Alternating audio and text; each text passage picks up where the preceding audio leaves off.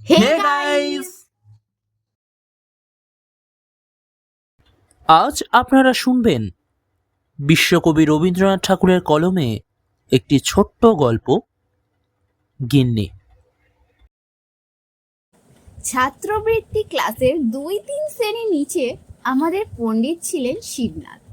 তাহার গোবদারি কামানো, চুল ছাটা এবং টিকিটি হ্রস্ব। তাহাকে দেখিলেই বালকদের অন্তরাত্মা শুকাইয়া যাইত। প্রাণীদের মধ্যে দেখা যায় যাহাদের হুল আছে তাহাদের দাঁত নাই। আমাদের পণ্ডিত মশাইয়ের দুই একত্রে ছিল। এদিকে কিলচর চাপড় চারা গাছের বাগানের ওপর শিলাবৃষ্টির মতো অজস্র বর্ষিত হইত, ওদিকে তীব্র ব্যাকা জ্বালায় প্রাণ বাহির হইয়া যাইত।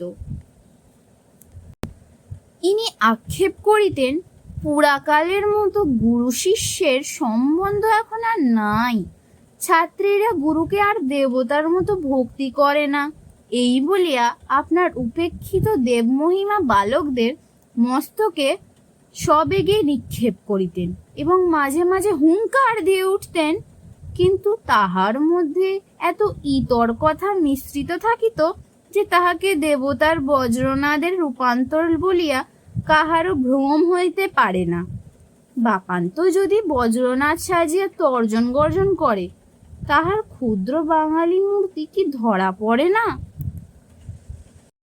যাহা হোক, আমাদের স্কুলের এই ৩য় শ্রেণী ২য় বিভাগের দেবতাটিকে ইন্দ্র, চন্দ্র, বরুণ অথবা কার্তিক বলিয়া কাহারও ভ্রম হইত না।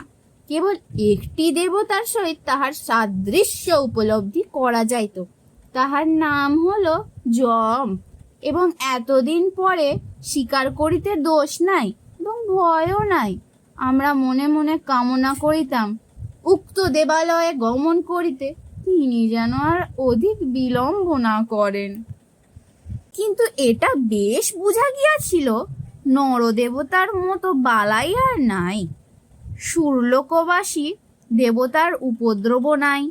গাছ হইতে একটা ফুল পাড়িয়া দিলে খুশি হন, না দিলে তাগাদা করিতে আসেন না।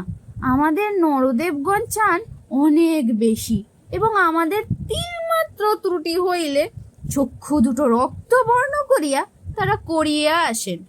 তখন তাহাদিগকে কিছুতেই দেবতার মতো দেখিতে হয় না।